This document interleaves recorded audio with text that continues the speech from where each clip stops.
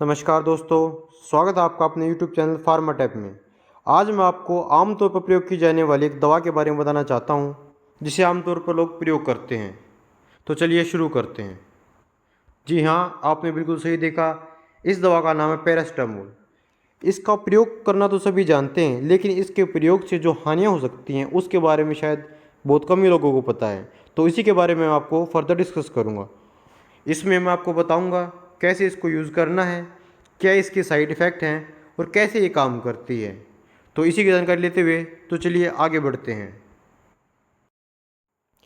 तो जैसा कि आप देख पा रहे हैं स्क्रीन पर, पैरासीटामोल को बाज़ार में विभिन्न नामों से बेचा जाता है, जैसे कालपोल 120, कालपोल 250, उसी के साथ डोलो 120 और डोलो 250 mg। यहाँ पर 120 और 250 का मतलब है कि इस सिरप में 5 ml में 120 मिलीग्राम की मात्रा है पैरासीटामोल की। उसी के साथ अगर इस सिरप की बात की जाए तो इसका मतलब ये है कि इस सिरप के 5 ml में पैरासीटामोल की मात्रा 250 मिलीग्राम है, जो कि बच्चों में प्रयोग किया जाता है। उसी के साथ आगे हम आपको बताना चाहेंगे कि ये पैरासीटामोल बाज़ार में टैबलेट की फॉर्म में भी उपलब्ध होता है। वहाँ पर इसकी स्ट्रेंथ 500 मिलीग्राम और 650 मिलीग्राम होती है। इसी के साथ साथ अस्पतालों में इमरजेंसी के तौर पर पैरासीटामोल का एक आईवी इन्फ्यूजन भी यूज़ किया जाता है, जिसमें उसकी स्ट्रेंथ 1 ग्राम की होती है।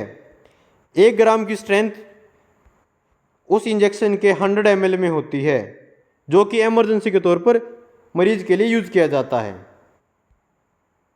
मैं आपको बताना चाहूँगा, पैरासीटामोल का एक जेनरिक नाम भी होता है, जिसको हम एसिटोमिफेन भी कहते हैं। ये एक दर्द निवारक होता है और बुखार को कम करता है।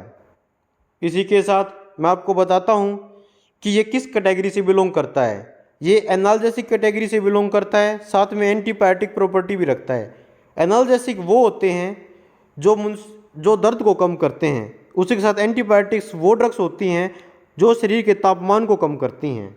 अब मैं आपको बताने जा रहा हूँ कि पैरासीटामोल का प्रयोग कहाँ कहाँ किया जाता है।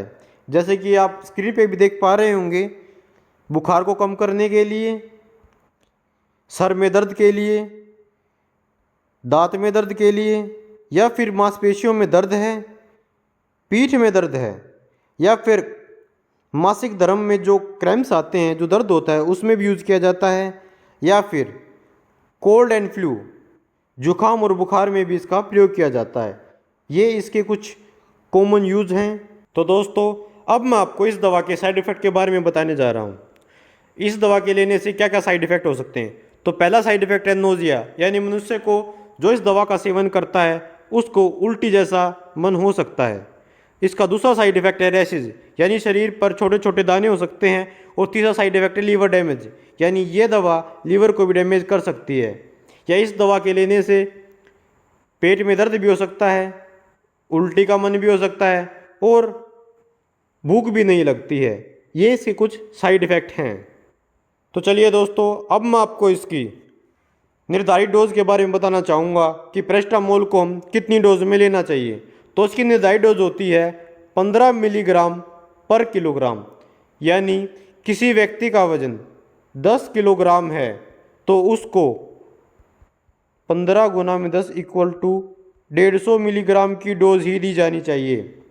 इसकी अधिकतम डोज 4 घंटों के अंदर 1 ग्राम की है, यानी 4 घंटे के अंदर पैरासीटामोल को 1 ग्राम से ज़्यादा नहीं लेना चाहिए।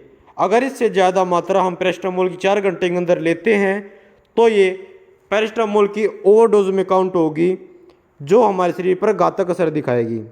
उसी के साथ बात करें पूरे दिन के नाम की, तो 24 घंटे के अंदर सिर्फ 4 ग्राम की मात्रा ही अधिकतम है। 4 ग्राम से ज़्यादा मात्रा हम पैरासीटामोल की 24 घंटे के अंदर नहीं ले सकते। ये हमारी एक निर्धारित डोज है। अगर इससे ज़्यादा हम लेते हैं तो ये अपने साइड इफ़ेक्ट दिखाएगी। और इसका मैंने पहले भी बताया है आपको, इसका ज़्यादातर साइड इफ़ेक्ट हमारे लीवर पे होता है। अब मैं आपको बताने जा रहा हूँ कि पैरास्टामोल का उपयोग किन किन चीज़ों के साथ नहीं करना है। जैसा कि आप स्क्रीन पर भी देख पा रहे होंगे, शराब के साथ पैरास्टामोल का सेवन बिल्कुल नहीं करना है।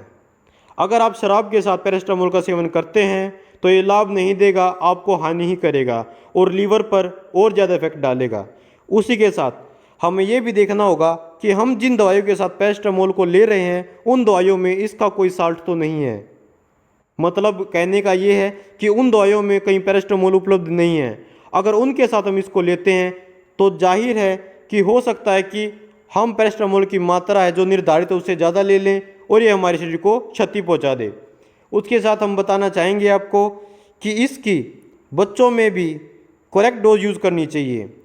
ज़्यादा पैरास्टामोल देने से कोई लाभ नहीं होगा और बच्चे की हेल्थ पे भी इफेक्ट पड़ेगा। तो दोस्तों, आप ये सब तो जान चुके पैरास्टामोल को किस लिए यूज़ किया जाता है, क्या इसके साइड इफ़ेक्ट हैं और कितने मिलीग्राम में ली जाती है। लेकिन फिर भी किसी कारणवश किसी व्यक्ति ने इसको ज़रूरत से अधिक मात्रा में ले लिया है तो उसके खतरनाक दुष्प्रभावों को कम करने के लिए क्या दिया जाता है, तो बाज़ार में एक NSL-16 नाम से एक दवा उपलब्ध है जो इसके घातक प्रभावों को कम करती है। ये सीरियस हेपेटिक इंजरी यानी लीवर पे होने वाले घातक प्रभावों को भी कम करती है। इसीलिए मनुष्य को जिसने भी इसकी अधिक मात्रा ले ली है जल्द से जल्द नज़दीकी चिकित्सा केंद्र में जाना चाहिए और इसके जो भी उपचार बनते हैं वो ले लेने चाहिए। दोस्तों, आज के लिए इतना ही। आशा की मेरे द्वारा दी गई जानकारी आपको अच्छी लगी होगी। मिलते हैं अगली वीडियो में। धन्यवाद।